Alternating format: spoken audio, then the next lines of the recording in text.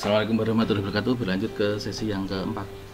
Kalimat yang tidak efektif. Tidak efektif itu berarti misalnya bermakna ganda. Para siswa-siswa, para itu berarti jamak, siswa-siswa juga jamak. Kemudian agar supaya, agar itu sama maknanya dengan supaya. Kita lihat, pandemi telah mengakibatkan proses belajar mengajar dilakukan dari jarak jauh. Tidak ada yang aneh. Kegiatan tersebut kita kenal dengan istilah belajar dari rumah. Belajar dari rumah mengharuskan orang tua untuk selalu setiap saat. Untuk selalu setiap saat itu kan maknanya sama ya. Untuk selalu setiap saat ini tidak efektif. Kemudian ada di sini nih agar supaya. Agar dan supaya itu kan maknanya sama. Itu berarti 3 dan 4. Jawabannya adalah 3 dan 4. Lanjut ke soal selanjutnya. Teks tersebut akan padu dengan menghilangkan kalimat berenang adalah olahraga yang sangat baik bagi kesehatan. Hal ini apa? Itu berarti berenang. Berarti kan kata kuncinya adalah berenang ya. Kemudian kalimat kedua ini masih membahas berenang. Kemudian ketiga, akibatnya badan menjadi segar setelah berenang. Ini masih membahas berenang. Selain itu, berenang juga menambah ukuran tinggi berenang. Kemudian sehabis berenang biasakan makan dengan rendah kalori. Ini tidak membahas makanannya tapi lebih membahas tentang kesehatannya. Berarti yang tidak efektif jawaban nomor 5. Soal berikutnya, 2 kata bentukan yang tepat untuk melengkapi teks rumpang tersebut. Para tokoh titik-titik mendapatkan atau mendapat apresiasi. Mendapat ya, tidak usah pakai kan. Kemudian kriteria menilai yang ditetapkan pada ajang kriteria penilaian, berarti jawabannya adalah B. Soal berikutnya, kata mati tidak tepat digunakan pada teks tersebut. Tokoh masyarakat yang mati, kalau manusia itu bukan mati, ini mati lebih ke binatang, berarti itu berkonotasi kasar. Sangat mudah. Kemudian 3-4 kalimat yang tepat untuk melengkapi bagian yang rumpang tersebut.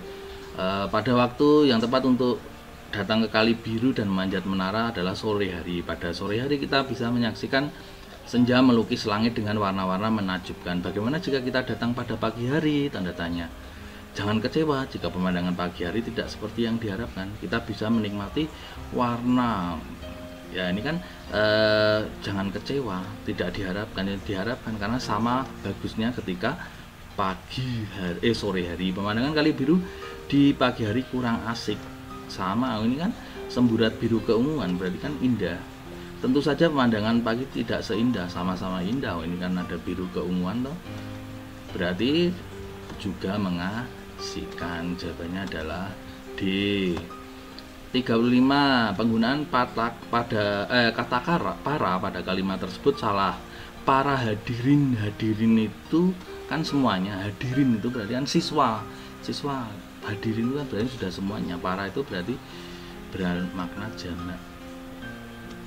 Karena hadirin sudah jamak ditambahi para jamak berarti salah. Jawabannya adalah A. 36. Penggunaan tanda baca yang tepat. Kita tarik ke atas dulu. Ke bawah saja ya, ke atas nggak apa-apa, ini dihilangkan.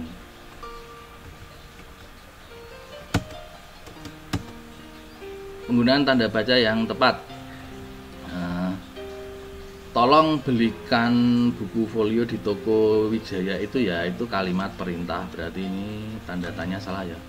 Aku datang ke rumahmu jika diundang dalam acara ulang tahunmu. Aku akan datang ke rumahmu jika diundang dalam acara. Ini nggak usah pakai tanda atas. Ini dipakai tanda koma kalau anak kalimatnya ada di depan. Ini kalau dibalik itu pakai tanda koma.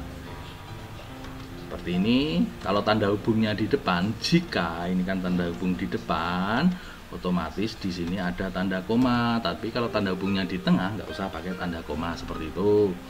Ayah akan memberikan hadiah sepeda tas, betul ya, karena orang tuanya pergi keluar kota. Nah ini kan tanda hubungnya di depan itu berarti tanda koma. Berarti jawabannya adalah 3 dan 4. Seperti itu anakku. Lanjut ke soal berikutnya. Perbaikan penggunaan tanda baca. Di sini se-Indonesia ini harusnya memakai gini, ini toh seperti ini. Kemudian 50-an ini juga seperti ini, berarti jawabannya apa? Jawabannya berarti C. Lanjut ke soal nomor 38, perbaikan ejaan. Kita lihat toko itu berada di Jalan Malioboro berseberangan dengan Pasar Bringharjo. Kemudian sebelum menjadi presiden, ia menjabat menjadi gubernur DKI. Di sini kan otomatis ini salah ya. Ini berarti belum diperbaiki. Kemudian tulisan Nita berjudul cinta, ini kan harusnya dan tanda hubung di judul di tengah itu tanda kecil, berarti jawabannya apa? 1 dan 4, berarti jawabannya adalah D, nomor 38 D. Nomor 39, alasan ketidaktepatan penggunaan tanda baca pada kalimat tersebut. Aku akan melanjutkan sekolah ke SMK Penerbangan Jogja setelah lulus SMP nanti. Itu bukan kan tanda seru, harusnya titik, karena di situ kalimat berita, berarti jawabannya adalah di ke soal berikutnya. Soal terakhir, cermati tabel berikut.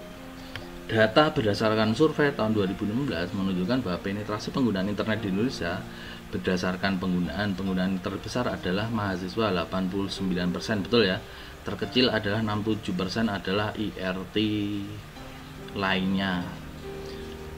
Terkecil berjumlah 67% dari pekerjaan selain pelajar, pekerja, dan IRT selain ini. Berarti jawaban A ada itu, berarti sudah ketemu jawabannya A. Kemudian kenapa jawaban B salah, kita lihat. Terbesar adalah mahasiswa 89,7, betul ya. Terkecil 67, terkecil jumlahnya 6,7 dari pekerjaan selain pelajar, pekerja, IRT. Berdasarkan pekerjaan adalah mahasiswa pengguna internet terbesar adalah mahasiswa. Pekerjaan adalah mahasiswa pengguna internet terbesar. Pengguna terkecil ini ya yang buat jawaban ini salah di sini. Kemudian C 67 selain jawabannya berarti A gitu ya anak-anakku. Terima kasih, selamat belajar. Wassalamualaikum warahmatullahi wabarakatuh.